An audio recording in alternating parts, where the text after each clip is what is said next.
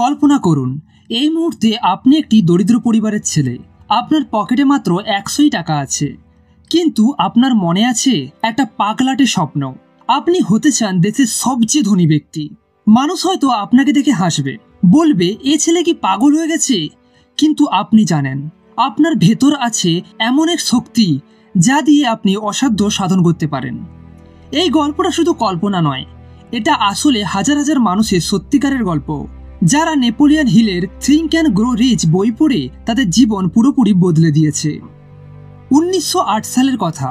একটা ছেলে Napoleon hill টেনে চলে যাচ্ছিল আমেরিকার সবচেয়ে ধনী মানুষ এন্ড্রু কার্নিগের ইন্টারভিউ নিতে। এই ছেলেটা জানতো না যে এই একটা ইন্টারভিউ তার পুরো জীবন বদলে দেবে। কার্নিগে তাকে একটা চ্যালেঞ্জ দিলেন, তুমি কি পারবে বিশ্বের সবচেয়ে সফল মানুষদের নিয়ে পড়াশুনো করে একটা সফলতার ফর্মুলা বানাতে? হিল রাজি হয়ে গেলেন। শুরু হলো তার 20 বছরের যুদ্ধ। তিনি ইন্টারভিউ করলেন 500+ কোটিপতিকে, তাদের সাথে কথা বললেন, তাদের জীবন পর্যবেক্ষণ করলেন, আর শেষে আবিষ্কার করলেন 13টি জাদুকরী নিয়ম, যা দিয়ে যে কেউ ধনী হতে পারে। এই নিয়মগুলোই লিখে রাখলেন থিঙ্ক অ্যান্ড গ্রো রিচ নামের বইয়ে। আজ পর্যন্ত এই বই বিক্রি হয়েছে 10 কোটিরও বেশি কপি। তাই যদি জীবন বদলাতে চান তাহলে এই বইটির সারাংশ পুরোটা শুনুন, ভাবুন এবং নিজের লাইফে ইমপ্লিমেন্ট করুন। প্রথম নিয়ম, মনের গভীর থেকে চাওয়া, ডিজায়ার। হিল বলেছেন সব অর্জনের শুরু হয় ডিজায়ার বা চাওয়া থেকে, কিন্তু এটা সাধারণ চাওয়া নয়। এটা হতে হবে এমন চাওয়া যা আপনাকে রাতে ঘুমোতে দেয় না। এটা হতে হবে জ্বলন্ত পাগলামি চাওয়া। হিল একটা দারুণ উদাহরণ দিয়েছেন এডুইন সি বার্নাসের। বার্নাস ছিল একজন সাধারণ ছেলে। তার কাছে ছিল না টাকা, না কোনো কানেকশন, কিন্তু তার মনে ছিল একটা পাগলাটে স্বপ্ন। সে টমাস এডিসনের ব্যবসার পার্টনার হবে। টমাস এডিসন কে? এডিসন ছিল ওই গ্রামের সবচেয়ে ধনী ব্যক্তি। বার্নাসের কথা শুনে মানুষ তাকে নিয়ে সবসময় হাসাহাসি করত, কিন্তু বার্নাস প্রতিদিন সাইকেল চালিয়ে এডিসনের বাড়ি যেত। কিন্তু এডিসন কখনোই তার সাথে দেখা করতো না। কয়েক সপ্তাহ পর এডিসন তাকে 5 মিনিট সময় দিলেন। বার্নাস তার স্বপ্নের কথা খুলে বলল। বার্নাসের কথা শুনে এডিসন মুগ্ধ হয়ে গেলেন। তিনি বার্নাসকে কোনো চাকরি তো দিতে পারলেন না ঠিকই, কিন্তু তার ফ্যাক্টরিতে কাজ শিখতে বললেন। বার্নাস 1 বছর ধরে বিনা পয়সায় এডিসনের সাথে কাজ শিখল। শেষে এডিসন তাকে পার্টনারও বানিয়ে নিল। 6টি জাদুকরী ধাপ। আপনার চাওয়াকে বাস্তব করার জন্য হিল 6টি ধাপ বলেছেন। 1 নম্বর, স্পেসিফিক হন। ঠিক কত টাকা চান? অনেক টাকা বললে হবে না, বলুন কত টাকা। 2 কোটি, 3 কোটি, কত টাকা? 2 নম্বর, বিনিময় ঠিক করুন। এর বদলে আপনি কি দেবেন? বিনামূল্যে কিছুই পাওয়া যায় না, তাই ওই টাকার বদলে আপনি কি দিতে পারবেন? 3 নম্বর, সময়সীমা। কতদিনের মধ্যে পেতে চান? 4 নম্বর, পরিকল্পনা বানান। কিভাবে পাবেন তার একটা রাস্তা তৈরি করুন। 5 নম্বর, লিখে রাখুন। সব কিছু কাগজে লিখে রাখুন। 6 নম্বর, প্রতিদিন পড়ুন।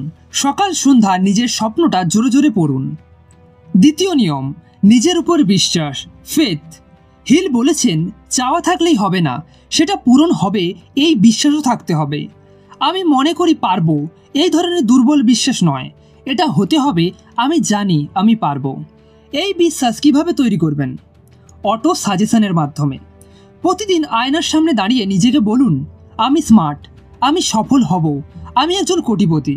মনে রাখবেন, আমি হব নয়, আমি।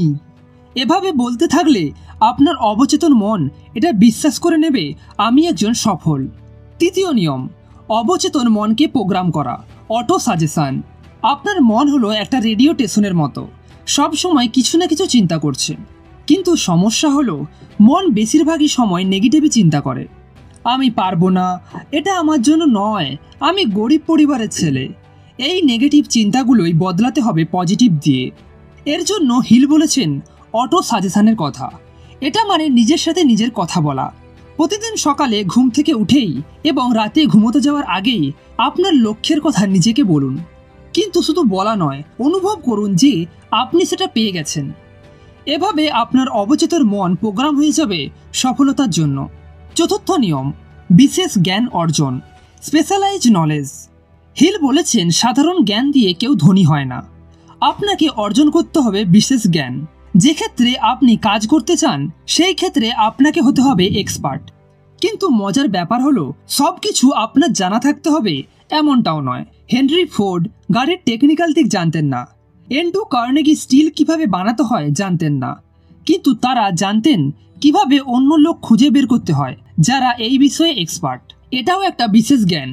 সফল মানুষেরা প্রতিদিন পড়াশুনো করে, তারা কোর্স করে, পডকাস্ট শোনে, বই পড়ে, এমনকি তারা বইয়ের সারাংশও শোনে নেক্সট পেজ ইনসাইটস চ্যানেল থেকে।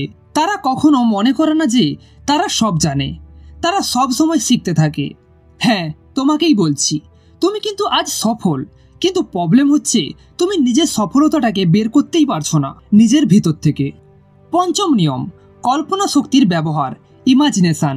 হিল বলেছেন, আপনি যদি কল্পনায় বড় সম্পদ দেখতে না পান তাহলে ব্যাংকের অ্যাকাউন্টেও দেখবেন কি করে। কল্পনা শক্তি হলো আপনার মনের ওয়ার্কশপ, এখানে আপনার সব স্বপ্ন তৈরি হয়।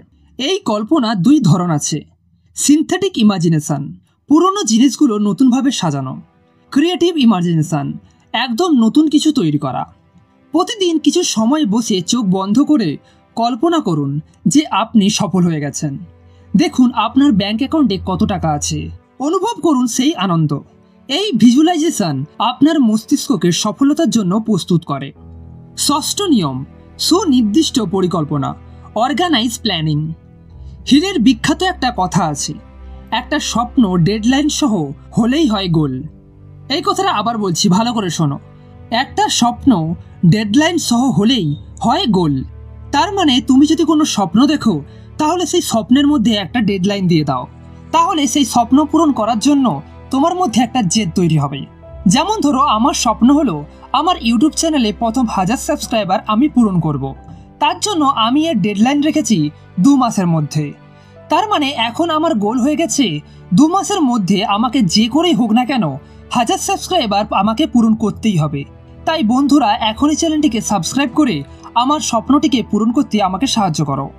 হিলের একটা ভালো পরিকল্পনার বৈশিষ্ট্য হলো নির্দিষ্ট, কি করবেন সেটা স্পষ্ট করুন, সময়বদ্ধ, কখন করবেন সেটা নির্দিষ্ট করুন, পরিমাপযোগ্য, কতটা করলেন যেন সেটা মাপা যায়, নমনীয়, প্রয়োজনে পরিবর্তন করা যায়। কিন্তু সবচেয়ে গুরুত্বপূর্ণ কথা, একা কাজ করবেন না, তৈরি করুন একটা মাস্টারমাইন্ড গ্রুপ যেটা আপনাকে সাহায্য করবে স্বপ্ন পূরণ করতে।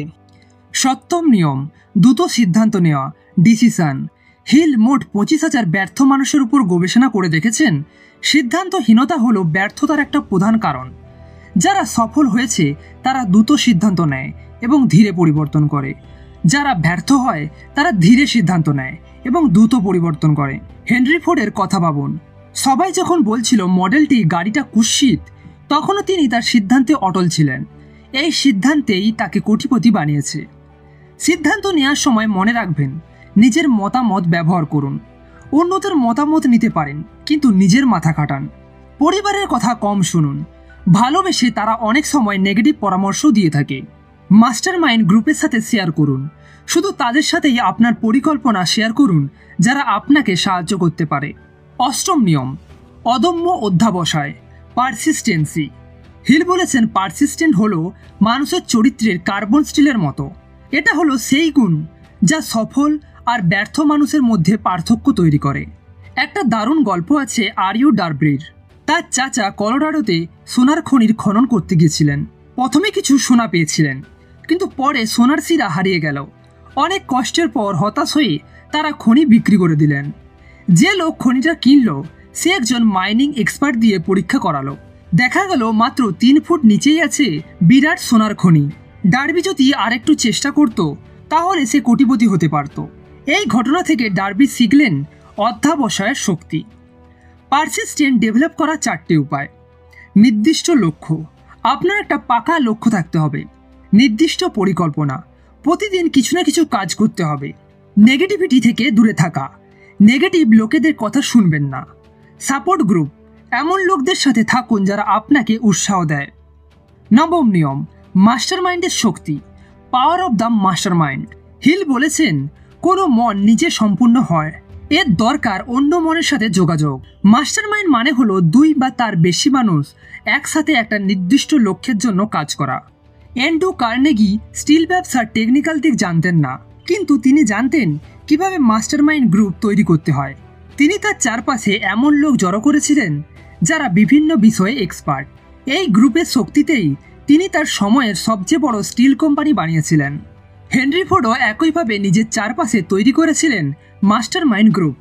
টমাস এডিসন, হার্ভে ফায়ারস্টোন এরা সবাই তার গ্রুপের সদস্য ছিল। মাস্টার মাইন্ড গ্রুপের সুবিধা: জ্ঞান শেয়ার, সবার অভিজ্ঞতা থেকে শিখতে পারেন। দায়বদ্ধতা: গ্রুপ আপনাকে জবাবদিহি করতে বাধ্য করে। নেটওয়ার্ক: নতুন সুযোগের খবর পান। মোটিভেশন: কঠিন সময়ে উৎসাহ পান। দশম নিয়ম: যৌন শক্তির রূপান্তর, দ্য মিস্ট্রি অফ সেক্স ট্রান্সমিউটেশন। এটা হিলের সবচেয়ে বিতর্কিত অধ্যায়। তিনি বলেন, যৌন শক্তি হলো মানুষের সবচেয়ে শক্তিশালী প্রাকৃতিক ড্রাইভ। এই শক্তি এত প্রবল যে মানুষ এর জন্য জীবন আর সম্মান দুই বিপন্ন করে। কিন্তু হিল বলেছেন, এই যৌন শক্তিকে রূপান্তরিত করা যায় সৃজনশীল শক্তিতে। যারা বড় সাফল্য পেয়েছেন তারা এই শক্তিকে ব্যবহার করেছেন তাদের কাজে। নেপোলিয়ন, শেক্সপিয়ার, এডিসন সবাই এই টেকনিক ব্যবহার করেছেন। এর মানে এই না যে যৌন জীবন ত্যাগ করতে হবে, বরং এই শক্তিকে কন্ট্রোল করে কাজে লাগাতে হবে। একাদশ নিয়ম: অবচেতন মনের ব্যবহার, দ্য সাবকনসিয়াস মাইন্ড। আপনার অবচেতন মন হলো একটা সুপার কম্পিউটারের মতো। এটা 24 ঘন্টা কাজ করে, কখনো বিশ্রাম নেয় না। এটা যা যা তথ্য পায় সেগুলো প্রসেস করে এবং সিদ্ধান্ত দেয়। সমস্যা হলো বেশিরভাগ মানুষ তাদের অবচেতন মনে নেগেটিভ তথ্য ভরে রাখে। আমি গরিব, আমি পারবো না, এটা আমার ভাগ্যেই নেই। ফলে অবচেতন মন এই অনুযায়ী কাজ করে। কিন্তু আপনি যদি পজিটিভ তথ্য দেন তাহলে অবচেতন মন সেই অনুযায়ী কাজ করবে। প্রতিদিন ঘুমানোর আগে আপনার অবচেতন মনকে বলুন আপনার লক্ষ্যের কথা। সকালে উঠে প্রথম চিন্তা হোক পজিটিভ। এভাবে আপনার অবচেতন মন আপনার সাফল্যের জন্য কাজ করবে। দ্বাদশ নিয়ম: মস্তিষ্ক চিন্তার radio station, the brain. Hill বলেছেন, আমাদের মস্তিষ্ক হলো একটা রেডিও স্টেশনের মতো। এটা চিন্তার তরঙ্গ পাঠায় এবং গ্রহণ করে। যখন আপনি কোনো কিছু নিয়ে তীব্রভাবে চিন্তা করেন সেই চিন্তা তরঙ্গ আকারে ছড়িয়ে পড়ে। এই কারণেই যখন আপনি কোনো কিছু খুব চান, মহাবিশ্ব যেন সেই সুযোগ এনে দেয়। আসলে আপনার মস্তিষ্ক সেই সংক্রান্ত সিগন্যাল গ্রহণ করেছে। তাই সবসময় পজিটিভ চিন্তা করুন। আপনার মস্তিষ্ককে সাফল্যের ফ্রিকোয়েন্সিতে টিউন করুন। ত্রয়োদশ নিয়ম: ষষ্ঠ ইন্দ্রিয়, দ্য সিক্স সেন্স। হিলের মতে ষষ্ঠ ইন্দ্রিয় হলো জ্ঞানের মন্দিরের দরজা। এটা হলো সেই অনুভূতি যা আপনাকে বলে দেয় কোন সিদ্ধান্ত সঠিক। এই ষষ্ঠ ইন্দ্রিয় ডেভেলপ করার জন্য হিল ইন্ডিভিজুয়াল কাউন্সিলের টেকনিকের কথা বলেছেন। প্রতিদিন কল্পনায় আপনার পছন্দের 9 জন সফল মানুষের সাথে মিটিং করুন, তাদের পরামর্শ নিন। এভাবে আপনার অন্তর্দৃষ্টি শক্তিশালী হবে। সবশেষে ভয়ের 6টি ভূত, দ্য 6 গোস্ট অফ ফিয়ার। হিলের শেষ অধ্যায়ে আছে 6টি মৌলিক ভয়ের কথা যা মানুষকে সাফল্য থেকে দূরে রাখে। 1 নম্বর: দারিদ্র্যের ভয়, টাকার অভাবের ভয়। এই ভয় মানুষকে ছোট চিন্তা করতে বাধ্য করে। 2 নম্বর: সমালোচনার ভয়, মানুষ কি বলবে এই ভয়। এই ভয়ের কারণে মানুষ রিস্ক নিতে পারে না। 3 নম্বর: অসুস্থতার ভয়, স্বাস্থ্য হারানোর ভয়। এই ভয় মানুষকে হতাশাগ্রস্ত করে তোলে। 4 নম্বর: ভালোবাসা হারানোর ভয়, প্রিয়জনকে হারানোর ভয়।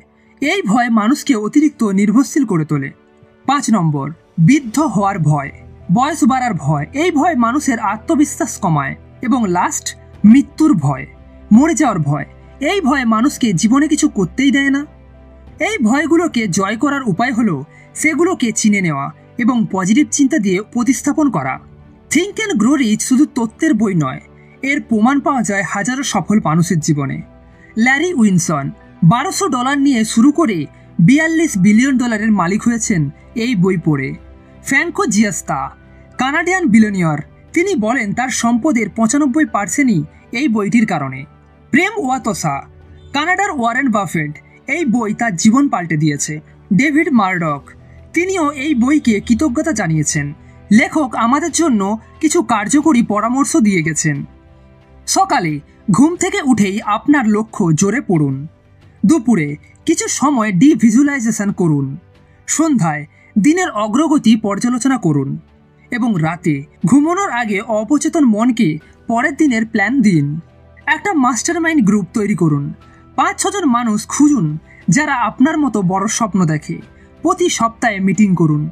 একে অপরের লক্ষ্য নিয়ে আলোচনা করুন, পরামর্শ দিন, সাহায্য নিন। নেগেটিভিটি থেকে দূরে থাকুন। যেসব মানুষ সবসময় নেগেটিভ কথা বলে তাদের কাছ থেকে দূরে থাকুন। যেসব নিউজ আপনাকে হতাশ করে সেগুলো দেখা বন্ধ করুন। আপনার মন হোক পজিটিভিটিতে ভরপুর। প্রতিদিন কিছু না কিছু শিখুন, বই পড়ুন, পডকাস্ট শুনুন, কোর্স করুন। আপনার ক্ষেত্রে নতুন কিছু হচ্ছে সেটা জানুন। ছোট অভ্যাসে বড় পরিবর্তন।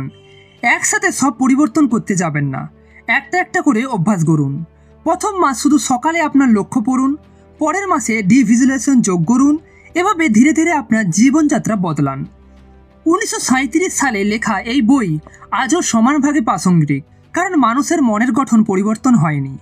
আজকের সফল উদ্যোক্তারা Bill Gates, Steve Jobs, Elon Musk, তারা সবাই এই নিয়মগুলোই মেনে চলছেন, শুধু টুলস পরিবর্তন হয়েছে।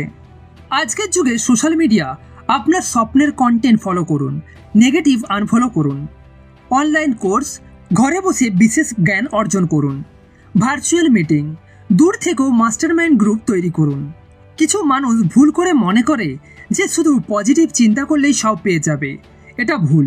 হিল স্পষ্ট বলেছেন যে কাজও করতে হবে, পরিকল্পনা করতে হবে, অ্যাকশন নিতে হবে। শুধু কল্পনা করলেই কিছু হবে না। হিলের সব পরামর্শ সবার জন্য একইভাবে কাজ করে না, কারণ প্রত্যেকের পরিস্থিতি আলাদা। আপনাকে দেখতে হবে কোন পরামর্শ আপনার জন্য উপযুক্ত। এই বইয়ের নিয়মগুলো কাজ করে, কিন্তু সময় লাগে। হতাশ হবেন না যদি 1 থেকে 2 মাস কিছু না হয়। অধ্যবসায় ধরে রাখুন। থিঙ্ক অ্যান্ড গ্রো রিচ শুধু একটা বই নয়, এটা একটা জীবনযাত্রার নির্দেশিকা।